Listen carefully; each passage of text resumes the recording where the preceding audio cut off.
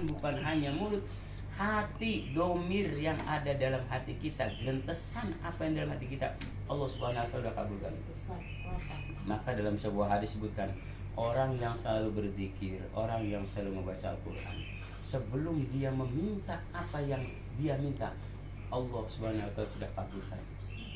Jadi kalau kita berzikir, baca Quran, gak usah kita nanti akan dapat ini, dapat ini. Tapi bagaimana kita implementasi zikir kita, pasti Allah akan memberikan apa yang kita minta. Subhanallah. Ya udah kalau zikir ya zikir aja lah. Ikhlas ya. Janganlah ilaha illallah mulut ini jatuhnya ya Allah utang belum kebayar lah. La ilaha illallah. Besok dia kalau terdatang la ilaha illallah. Terus yang tapi lepaskan semuanya, kosongkan hati kita ketika kita beribadah, kosongkan hati kita, semua yang ada adalah Allah.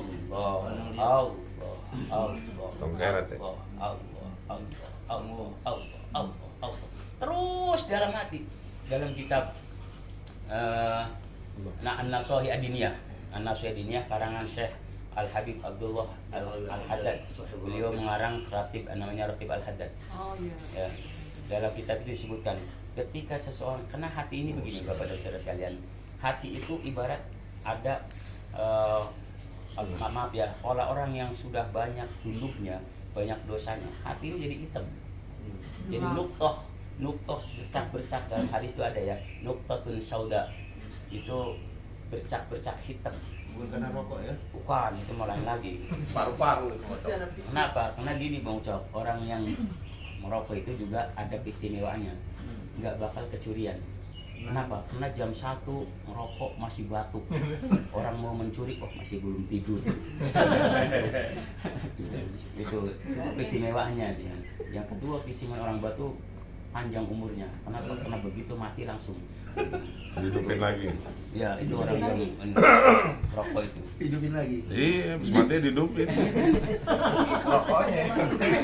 Sampai mana tadi? Ini lagi serius ini. Hati. Sampai hati, Pak. Jika seseorang itu dia terus berzikir dengan hatinya, maka nuktoh sauda, titik-titik yang hitam itu dia akan menipis,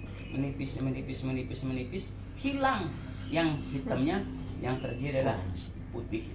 Ketika putih terjadi, maka itulah sebut tajalli nur Allah Subhanahu wa Ta'ala. Maka yang ada dalam hatinya nggak ada pikiran macam-macam kecuali Allah.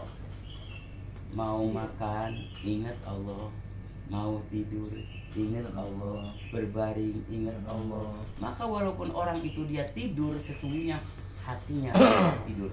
Itulah sifat Nabi Muhammad SAW. Qalbuhu hayyun wa rokana ainuhu mar. Tepat hatinya itu adalah, maka mutu qabla an tamut. Hati ini penting. Kalau hati sudah bersih, sudah jernih, gak ada lagi pikiran-pikiran yang lain. Karena pikiran itu timbul dari hati, betul tidak? Ya. Dari hati itu munculnya. Kalau hatinya sudah bersih, maka ucapan yang ada yang bersih. Kenapa? Karena cerminan hati itu dari sini. Kalau hatinya kotor, orang ngomong yang kotor-kotor. Kalau burik, udah. Yang kotor-kotor. Karena cerminannya ini. Maka kata Imam Al-Ghazali, hati itu ibarat sebuah botol. Tahu botol ya? Botol itu kalau diisi dengan air yang coklat-coklat, namanya teh botol. Kalau diisi dengan air yang agak butek-butek warnanya putih, air susu. Kalau diisi dengan air yang berbusa, namanya Sprite atau Fanta. Kalau diisi dengan air putih, namanya air putih. Ketika dituangkan, pasti yang keluar itu. Gak mungkin isinya kopi, keluarnya susu. Ya. Isinya Fanta, keluarnya air putih. Tidak, tapi itulah yang keluar. Maka menilai seseorang hatinya itu bagaimana ucapan yang keluar dari orang itu sendiri. Maaf, kadang-kadang ada orang yang gampang bahasa Jawa nyepatani, tahu nyepatani enggak? Pak Topik, nyepatani itu gampang ngomong, wah mudah-mudahan orang ini begini, mati, begini. Hatinya tidak beda dengan itu yang beda. Itulah hati. Yang nyumpain ya bahasa nyumpain. Maka disitulah pentingnya kita untuk mengolah hati. Di bulan puasa inilah pengolahan hati itu sangat penting. sehingga insya Allah ibadah kita sampai pada Allah Subhanahu wa Ta'ala karena kemurniannya sebuah hati. Kam min amalin, kata kitab Ta'limu Ta'lim, kam min amalin, banyak orang beribadah, banyak orang beraktivitas, aktivitasnya urusan akhirat, yuhsabu di umur dunia, tapi dihitung dengan umur dunia, dengan perkara dunia. Abalnya ya akhirat, tapi itu nilainya bukan akhirat, tapi nilainya dunia. Kenapa? Bihusnin niyati, kena dengan apa, bisu'in niyati, dengan niat yang jahat.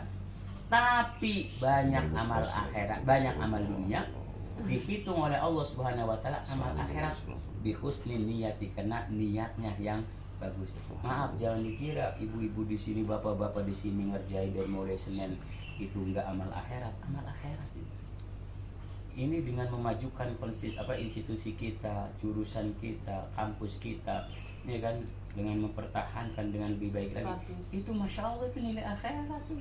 Tapi ingat, ketika nilai akhirat itu hanya di yang dibayangkan pulus, kena bil pulus mulus mapil pulus mampus. Hanya duit yang bikin duit jadi nol. Yang didapat itu doang. Jadi nol. Ya itu saja dia didapatin gitu. Amal akhiratnya kagak ada.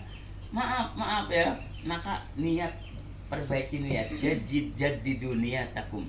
Ketika kita beraktivitas, kita ngajar di kampus, amal akhirat enggak? Iya. Amal akhirat. Tapi kalau tujuannya hanya pulus, maka ya itulah yang didapat. Kalau yang dikejar hanya jabatan, ya itulah yang didapatin. Akhiratnya nol. Satunya Nol. Tapi jangan dikira amal dunia dihitung oleh Allah amal akhirat. Karena niatnya yang bagus. Maka saya mohon maaf banget. Saya ngajar di mana, saya nggak pernah saya tanya saya gajinya berapa, ini berapa. Bahkan saya nggak pernah ngomong ke istri saya gaji saya sekian, nggak pernah. Jangan. Nggak pernah. Kenapa? Karena suatu saat nanti ada duit nyelip, dia ketahuan, dia paling nanya, ini uang apa bang? Uang sial. Saya paling uang sial. Kenapa? Udah disembunyiin ketahuan. Ini jalan lain lagi nih. Ini pintar nyari duit. Mohon maaf. Jalan lain kitab, jalan Ada lain. salah satu dosen ya, bukan dosen lah, teman-teman. Uang sial. Dia belum masuk ke kampus, udah nanyain gajinya berapa, satu jam berapa dapatnya. Dibayar berapa nih? Anda jangan sekali-kali ketika Anda masuk atau ngajarin, saya nggak mau Anda tanya seperti itu, saya bilang. Silakan kalau tanya yang lain, tapi tanya masalah itu saya gak bakal jawab. Karena nggak tahu saya. Saya begitu, karena saya nggak pernah ngecek gaji saya sekian, Nggak pernah. tahu saya. Yang penting dikasih, dapat ya alhamdulillah, enggak ya keterlaluan. Sama aja dong, Pak. Oh gitu, sama aja. Iya. Jadi memang saya bebas, nggak pernah ada tuntutan, istri nggak pernah nanya gaji saya. Jadi kalau kulsum nggak dapat apa-apa nggak apa-apa kan? Nggak apa-apa, saya ikhlas aja. Ikhlas. Besok Bapak pulang jangan dapat apa-apa ya. Alhamdulillah udah dapat itu. Udah dibalas oleh Allah Subhanahu wa Ta'ala itu. Udah didapat juga. Bayangkan siapa saya mau menyangka saya semalam disuruh ngisi itu di masjid besar lagi. Dan tentunya kalau masjidnya besar ya amplopnya juga soheh kan. Kalau amplop soheh itu isinya tebel, yang ngasihnya perempuan cantik. Tapi kalau amplopnya tipis, doif namanya. Yang ngasih Udah ya, gitu. Hati-hati. Iya. Jadi seperti itu. Saya jujur aja, itu yang saya lakukan. Sampai saat sekarang pun istri nggak tahu gaji saya. Karena memang saya nggak pernah ngomong sama istri saya. Dan nggak pernah saya mengatakan, nih gaji saya segitu, enggak.